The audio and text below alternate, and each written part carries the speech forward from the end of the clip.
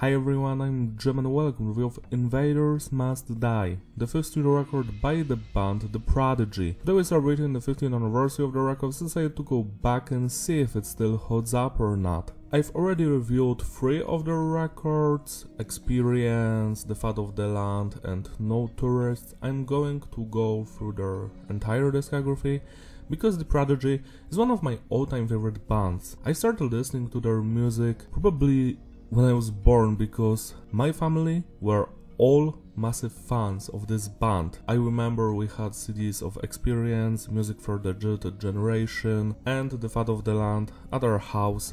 It was like the year 2000 or 2001, and would listen to those CDs all the time. For me personally, The Prodigy did not release a single bad song in the 90s.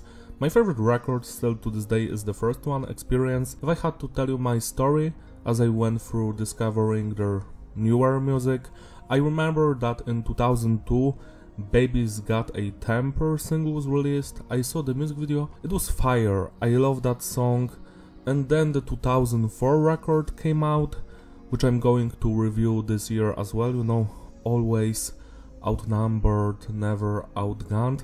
That record, back then in 2004, it was kinda disappointing to me, but I still do love it. Like, it has some amazing songs like that Under Wheels song, you know, from Need for Speed Most Wanted, Spitfire, Hot Ride, but it also had the song Girls, and back in 2004-2005, when I listened through the record, I just did not enjoy that song. I was like probably 9 years old back then, but it did not sit well with me. Nowadays I don't have a problem with it, I do enjoy that record a lot, but I do feel that it's not the same. I feel like before 2004 every single The Prodigy track was my favorite and I did enjoy it. After that this band, this project slightly changed, and then in 2009 finally Invaders Must Die was released.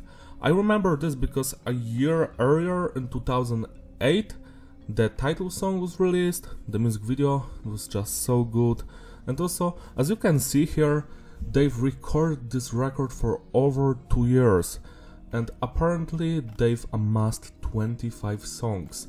Sadly, they've released only 16 of them.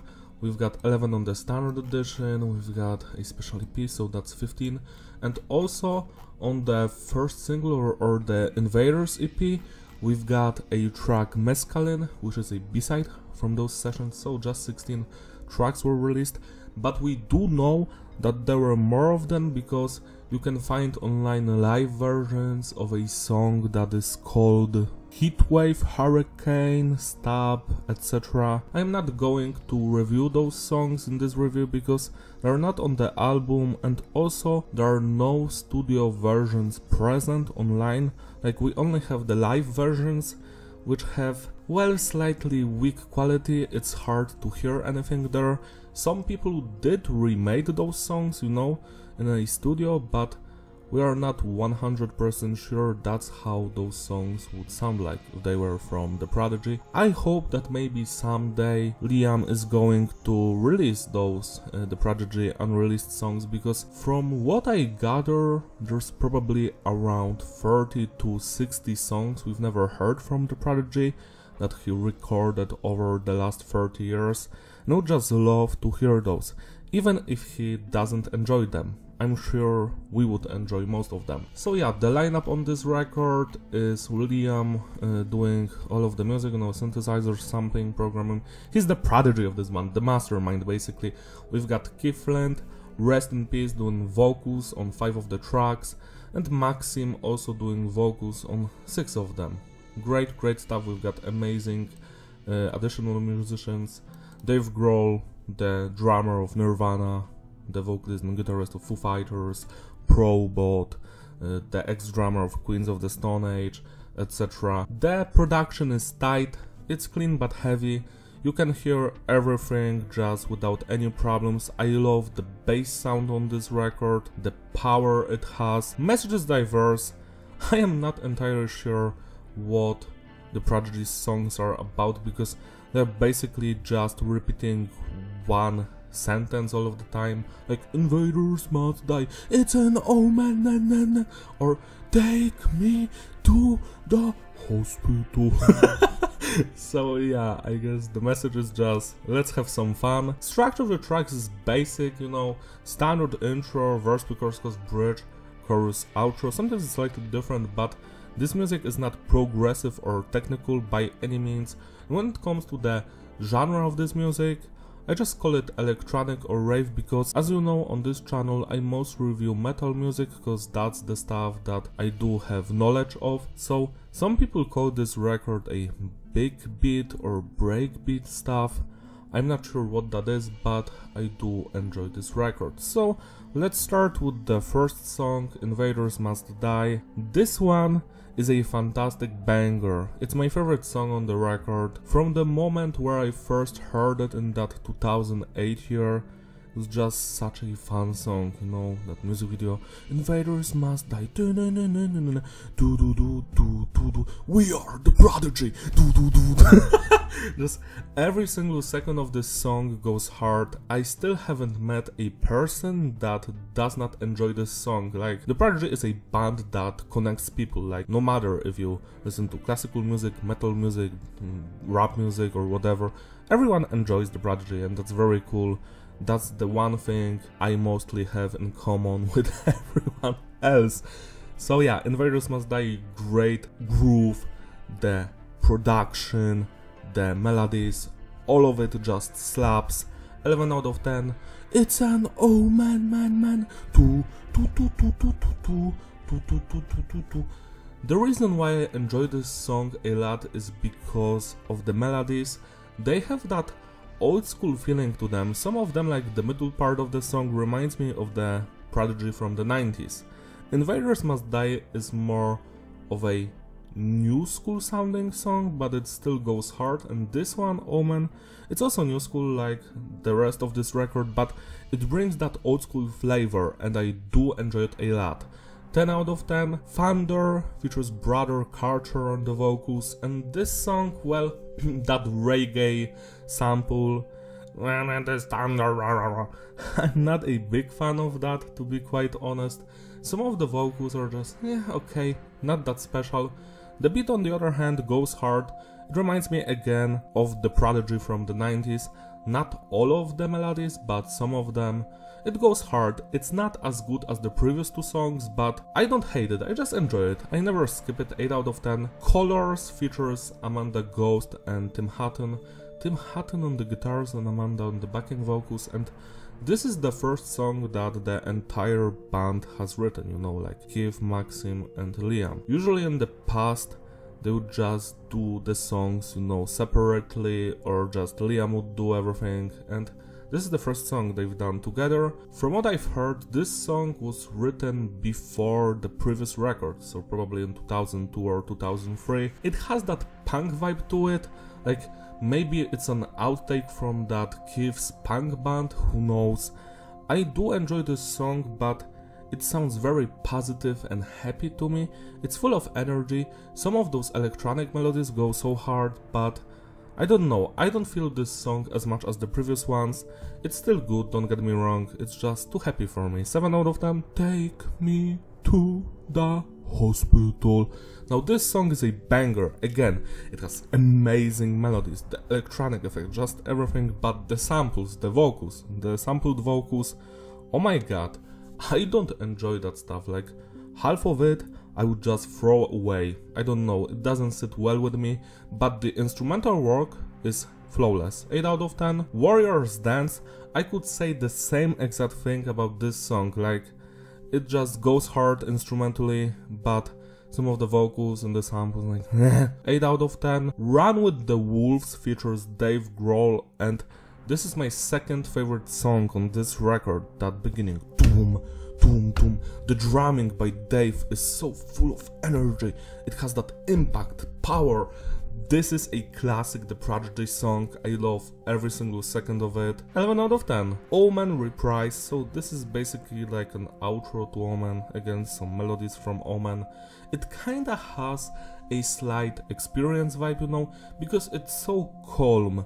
It's also very short, I do enjoy it, I have nothing against this song, but there's one thought in my head: why do we have a reprise on the record when they have so many songs on the deluxe edition and one track that didn't even make the cut for the record, no Mescaline?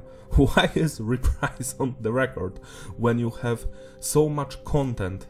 I don't understand that, but I do enjoy it. 8 out of 10. Words on Fire, Words on Fire. Again, this song, some of the vocals not for me.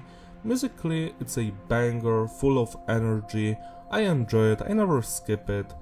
For me, it's on the same level as Thunder, but tracks like Omen Reprise or Take Me to the Hospital Wars Dance, those are slightly better, but I still gave them the same score. 8 out of 10. Piranha features Tim Hutton on something, and this is a classic. I feel like this song is very underrated, nobody talks about it, but the vibe it has, the intensity, the energy, I just love it from beginning to the end. It slightly reminds me of the final song from The Fat of the Land, just slightly. It has that same vibe. 10 out of 10. And the final song on the Standard Edition, Stand Up, also features Dave Grohl on the drums. It doesn't have any vocals, which is okay. It's a very positive sounding song, and that's probably why I don't enjoy it that much, you know. I'm more into that darker, heavier stuff, obviously. It's a good song, I do enjoy that do melody from the beginning, but that's just it. It's not my kind of music, but I do understand that it's a well-crafted song. 7 out of 10. And now let's talk about the Deluxe Edition, Japan Edition, and the EP Lost Beats. Let's start with the Big Gun Down. Now this is a song that had a different name like in 2006 or 7, and I must say that this is the weakest one on this record for sure. It's not bad by any means, but it sounds kinda hollow, you know, like they could have added more stuff into it. There are no vocals. I love the very calm melody in the middle of the track. That's my favorite part, but I feel like this song is a little bit too long, should have been shorter by like a minute or two, and more stuff should have been going on here, because it kinda sounds bland to me. It's not something I will remember tomorrow. 6 out of 10. Black Smoke, on the other hand, is a banger. I am quite surprised that this song did not end up on the record, like it should have been on the album instead of Colors, because it's powerful. I love the vibe of it, the bass sound, the beats, just everything. Tell me in the comments, do you enjoy Black Smoke? Like, no one talks about it. 9 out of 10. Wild West and Fighter Beat. Now, those two songs are quite interesting because Wild West, I do enjoy it, it's just not my type of music because, again, it sounds kinda too positive for me for some reason. It has that Wild West vibe, of course, and no vocals on both of those songs, and it's okay, it's fun, I never skip it. And Fighter Beat, on the other hand, I love the atmosphere here. It's darker, it's edgier, but again, this song is the other way around than Wild West, which had a lot of stuff going on. Here there isn't that much stuff, you know, but I do enjoy it still, so 7 out of 10. And the final song that was only on the Invaders EP or single, Mescaline. This one has vocals. It kinda sounds like a better Take Me to the Hospital take, like it reminds me of that. Love the vocals, at least most of them. The instrumental work is just flawless. This is a banger. This is probably the biggest surprise to me that this one did not end up on the Standard Edition, like it should have been on the record. I would just replace Colors with Black Smoke and Stand Up with Mescaline, and the album would have been even better. 9 out of 10. To sum it all up, the consistency is stable and the flow is fitting. Reparability, yeah, it's a great record. I enjoyed it from beginning to the end. The highlights of this one for me are Invaders Must Die, Run with the Wolves, Piranha, or however you pronounce that, Black Smoke, Mescaline, Omen. It's an Omen, man. For me, this band, the Prodigy, never released anything weak. Like all of their records are fun to listen to, but I feel like those 3 albums, you know, this one, the Day Is My Enemy and No Tourists, they kinda sound very similar to each other. Like they sound like more of a new school music mixed with some of those old school beats and flavors, so the band could retain their old school audience. It just sounds like that to me. I do enjoy the new school The Prodigy, of course not as much as their stuff from the 90s, because that stuff, it sounds very magical and one of a kind. Like whenever I hear any song from Experience or Music for the Digital Generation or The Fat of the Land, I instantly know what it is. It makes me feel a special way, like it takes me back to better times. And this stuff, it doesn't do that, but some of the songs still go hard as hell, and I do enjoy this record. As I stated before, I personally would rearrange the tracklist, you know, replace Colors with Black Smoke and Stand Up with Mescaline, the record would flow better. Maybe I would even trim down the record to 10 songs, who knows. And I would also love to hear those 9 other songs that the Prodigy claims they wrote and recorded for this album, but they are still unreleased. I would love to hear that. So yeah, thank you for watching. That's basically all from me. Stay tuned for reviews of Music for the Digital Generation and Always Outnumbered, Never Outgunned, because I'm going to do them this year. I cannot skip them because I love those records. And yeah, this one was fun as well. Don't forget to like and subscribe. Follow me on my Instagram, and also you can become a Patreon. That's all. Thank you, and I will see you next time. Bye.